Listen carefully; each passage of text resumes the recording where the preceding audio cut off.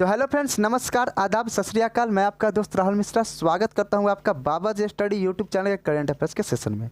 तो फ्रेंड्स, आज है 27 जून और 27 जून के इंपॉर्टेंट करंट अफेयर्स के क्वेश्चन को मैं इस वीडियो में डिस्कस करूंगा, जो कि आपके आने वाले किसी भी वनडे कॉम्पिटेटिव एग्जाम के लिए मोस्ट इंपॉर्टेंट रहने वाले हैं। और हाँ फ्रेंड्स, यदि आप इस करंट अफेयर्स की PDF फाइल प्राप्त करना चाहते हैं तो बाबा जी टेलीग्राम चैनल को ज्वाइन कर ले, जिसका लिंक आपको डिस्क्रिप्शन बॉक्स में दे रखा है।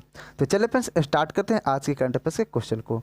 तो हमारा आज का पहला प्रश्न है कि हाल ही में किन शहरों ने अपने समग्र विकास के लिए संयुक्त रूप से स्मार्ट सिटी अवार्ड 2020 का पुरस्कार जीता है। तो हाल ही में केंद्र सरकार ने स्मार्ट सिटी अवार्ड 2020 की घोषणा की है, जिसमें समग्र रूप से उसके समग्र विकास के लिए इंदौर और सूरत ने यह अवार्ड जीता है। अब इंदौर और सूरत ने यह अवार्ड जीता है, तो इंदौर किस स्टेट से बिलोंग करता है? तो आपका इंदौर मध्य प्रदेश से बिलोंग करता है। वहीं सूरत की बात करें तो सूरत आपका गुजरात से बिलोंग करता है। तो शहरों में स्मार्ट सिटी अवार्ड में इंदौर और सूरत ने टॉप किया है। तो अब राज्यों की बात कर लेते हैं। तो राज्य में आपका पहला स्थान उत्तर प्रदेश का रहा है, दूसरा स्थान आपका मध्य प्रदेश का रहा है और तीसरा स्थान आपका तमिलनाडु का रहा है। और वहीं केंद्र शासित प्रदेशों की बात कर लें तो केंद्र शासित प्रदेशों में चंडीगढ़ इस सिटी टॉप स्मार्ट सिटी परियोजना में टॉप पे रहा है।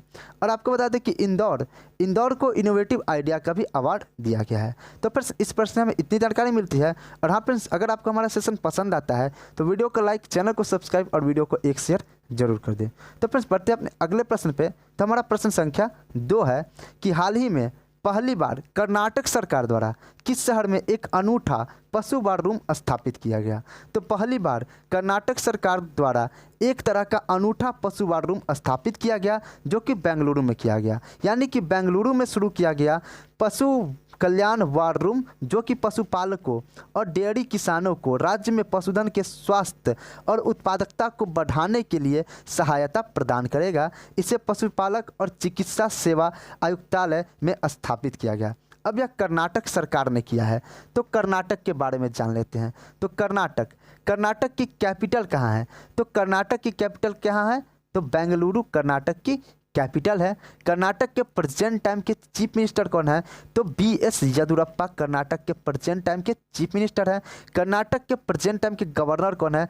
तो बाजूभाई वाला कर्नाटक के प्रेजेंट टाइम के गवर्नर है। अब बढ़ते हैं अपने अगले प्रश्न की ओर, प्रश्न संख्या 3 की ओर। तो हमारा प्रश्न संख्या 3 है कि 2019 में दुनिया भर में आत्महत्या शीर्षक वाली रिपोर्ट के अनुसार 2019 में कितने लोगों में से एक की आत्महत्या की मृत्यु हुई है? यानी कि जो हाल ही में आपका एक रिपोर्ट जारी किया गया है आत्महत्या शीर्षक नाम से। कौन से? आत्महत्या शीर्षक नाम से, जिसमें 2019 का एक डाटा दिया गया है, जिसमें कि 2019 में प्रत्येक 100 लोगों में से एक लोग जरूर आत्महत्या करके मरते हैं। यानी कि 2019 के डाटा के अनुसार प्रत्येक 100 लोगों में से एक लोग आत्महत्या के शिकार होते हैं। और वहीं बात कर ले दुनिया की पूरी आबादी में, तो दुनिया के पूरी आबादी में लगभग आपको बता दें कि 7 लाख 7,30,000 लोगों 3,00,000 लोगों में से एक लोग दुनिया भर में मरते हैं आत्महत्या से। इतने लोगों में से एक लोग दुनिया भर में आत्महत्या के में से मरते हैं। यानी कि वैश्विक आत्महत्या मृत्यु दर को 1/3 कम करना संयुक्त राष्ट्र का अनिवार्य सतत विकास लक्ष्यों में से एक संकेत और लक्ष्य दोनों है। यानी कि वैश्विक आत्महत्या और मृत्यु दर को कम करना संयुक्त विकास का एक लक्ष्य रखा गया है। लेकिन WHO की एक नई रिपोर्ट के अनुसार दुनिया इस लक्ष्य तक नहीं पहुंच पाएगी। सुसाइड वर्ल्ड वाइड इन 2019 शीर्षक वाली रिपोर्ट में 17 जून 2021 को जो प्रकाशित हुई थी, यह दर्शाती है कि यह दुनिया भर में प्रत्येक 100 लोगों में से एक लोग आत्महत्या के द्वारा मृत्यु प्रदान करते हैं, यानी कि अपने आप को मार लेते हैं। तो फ्रेंड्स, बढ़ते अपने अगले प्रश्न की ओर। तो हमारा 4 नंबर प्रश्न है कि 2022 में एशियाई मंत्री स्तरीय ऊर्जा गोलमेज सम्मेलन, एशियाई मंत्री स्तरीय ऊर्जा गोलमेज सम्मेलन, यानी कि आपका AMER 9 क्या है? AMER मतलब हुआ कि एशियाई मिनिस्ट्रियल एनर्जी राउंड टेबल 9 की मेज़बानी कौन करेगा? तो यह मेज़बानी करेगा आपका भारत। कौन मेज़बानी करेगा? भारत करेगा 2022 में मंत्री स्तरीय ऊर्जा गोलमेज सम्मेलन, जो कि 9वां संस्करण है। इसका मेज़बानी करेगा भारत। और आपको बता दें कि 2018 में इसका मेज़बानी कौन किया था?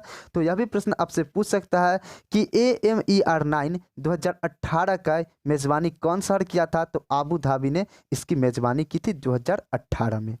बढ़ते हैं अपने अगले प्रश्न संख्या 5 की ओर। तो प्रश्न संख्या 5 है कि हाल ही में अंतर्राष्ट्रीय नशा और तस्करी निषेध दिवस कब मनाया गया?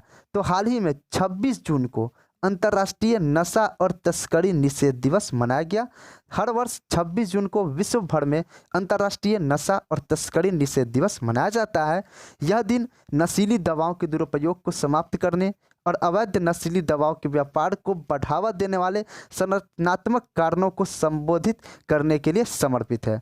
वर्ष 2021 की जो थीम है इस बार की, वह थीम है share drug facts to save lives. Share drugs facts to save life, यह थीम है इस बार की अंतर्राष्ट्रीय नशा एवं तस्करी निषेध दिवस की।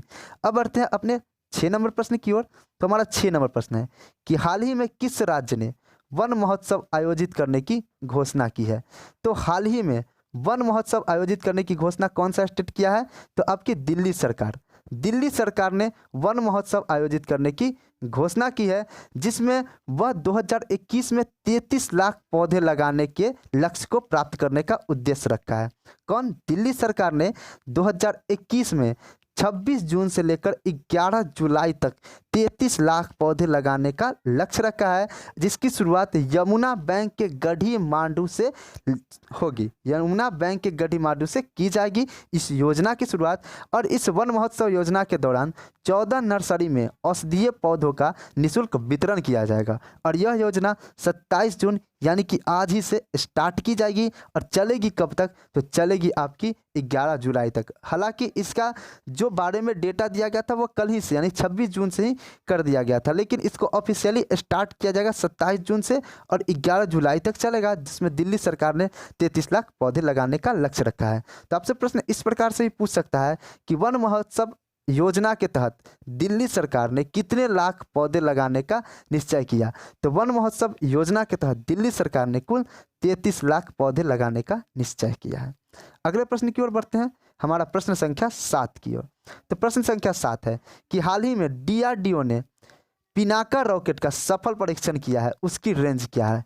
तो हाल ही में DRDO ने 25 जून 2021 को चांदीपुर से पिनाका रॉकेट का सफल परीक्षण किया है, जिसकी रेंज है आपकी 45 किलोमीटर। इसकी रेंज कितनी है? 45 किलोमीटर तक की दूरी पर लक्ष्य को नष्ट करने में यह सक्षम है पिनाका रॉकेट। और कल मैंने आपको एक और क्वेश्चन कराया था कि DRDO ने एक और निर्भया क्रूज नामक मिसाइल का भी सफल परीक्षण किया है, और वह भी कहाँ से किया है? चांदीपुर से किया है, और वह एक स्वदेशी बैलिस्टिक मिसाइल भी है। तो अभी आप DRDO ने किया है, तो DRDO के बारे में जान लेते हैं। तो DRDO का फुल फॉर्म क्या होता है? तो defence research development organisation centre DRDO का फुल फॉर्म होता है। DRDO की स्थापना कब की गई? तो 1958 में DRDO की स्थापना की गई। इसका हेडक्वार्टर कहाँ है? तो इसका हेडक्वार्टर दिल्ली में है। और DRDO के प्रेजेंट टाइम के चेयरमैन कौन है? तो G सतीश रेड्डी DRDO के प्रेजेंट टाइम के चेयरमैन है। और DRDO का मोटो क्या होता है? तो बलस्य मूलम विज्ञानम DRDO का मोटो है। तो बढ़ते हैं अपने अगले प्रश्न संख्या 8 की ओर।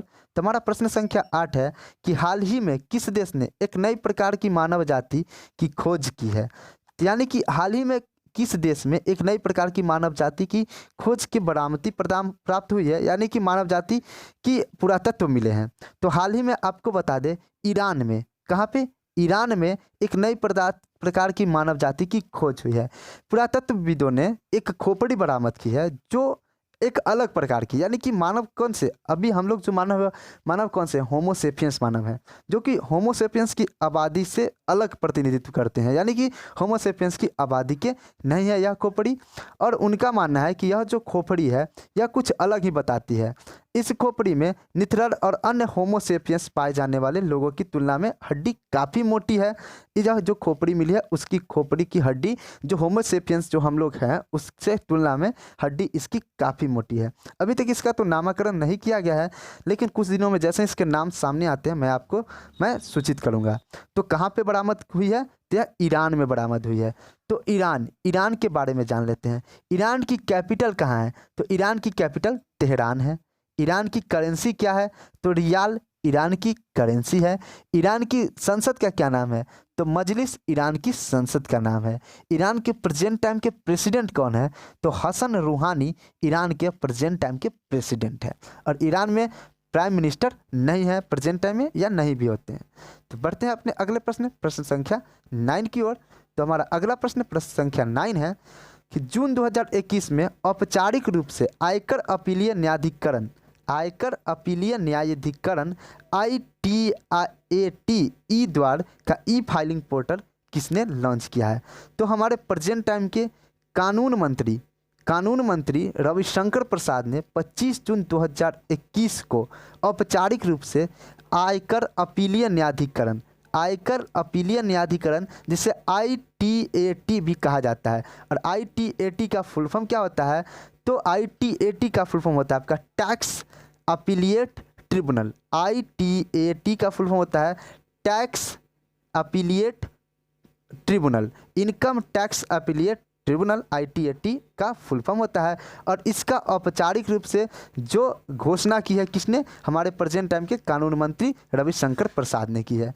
तो अब यह क्या करेगा, इसका काम क्या है?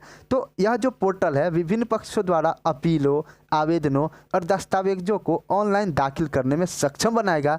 और भारत आयकर अपीलम न्यायाधिकरण 25 जनवरी 1941 को स्थापित किया गया था। और यह भारत के इतिहास में न्यायाधिकरण में पहला प्रयोग होगा। तो आपसे प्रश्न यदि पूछे कि आयकर अपीलीय न्यायाधिकरण की स्थापना कब की गई थी, तो यह 25 जनवरी 1941 को की गई थी, आयकर अपीलीय न्यायाधिकरण की स्थापना। और यह स्थापना की गई थी, उसके बाद से यह पहली बार इसमें कुछ प्रयोग किया जा रहा है। तो इस कारण से यह इम्पोर्टेंट हो जाता है कि आयकर अपीलीय न्यायाधिकरण की स्थापना कब की गई थी। तो फ्रेंड्स अब बढ़ते हैं अपने 10वें नंबर प्रश्न की ओर। तो और फ्रेंड्स अगर आपको हमारा सेशन पसंद आता है तो हमारे चैनल को सब्सक्राइब, वीडियो को लाइक और वीडियो को एक शेयर जरूर कर दें। तो हमारा आज का आखिरी प्रश्न है कि किस देश ने दुनिया की पहली विशिष्ट हाई स्पीड रेल के लिए हरित रेटिंग प्रणाली शुरू की है? तो हाल ही में भारत सरकार ने दुनिया की पहली विशिष्ट हाई स्पीड रेल के लिए हरित रेटिंग प्रणाली शुरू करने की घोषणा की है अपने भारत ने।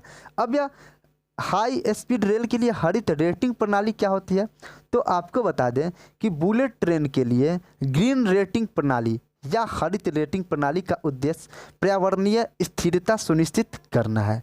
आपको बता दें कि यह आगामी 508.17 किलोमीटर लंबी Mumbai Ahmedabad bullet train corridor के लिए तैयार किया जा रहा है। यह देश की पहली हाई स्पीड रेल परियोजना है। तो फ्रेंड्स इस तरह हमारा आज का करंट अफेयर्स का सेशन समाप्त हुआ। और मैं आशा करता हूं कि आपको यह करंट अफेयर्स के सेशन में बहुत मज़ा आया होगा। और अगर आपको हमारा सेशन पसंद आता है तो हमारे वीडियो को लाइक, चैनल को सब्सक्राइब और वीडियो को एक शेयर जरूर करें। तो फ्रेंड्स मिलते हैं कल की नेक्स्ट वीडियो में, तब तक के लिए जय हिंद, जय भारत, वंदे मातरम।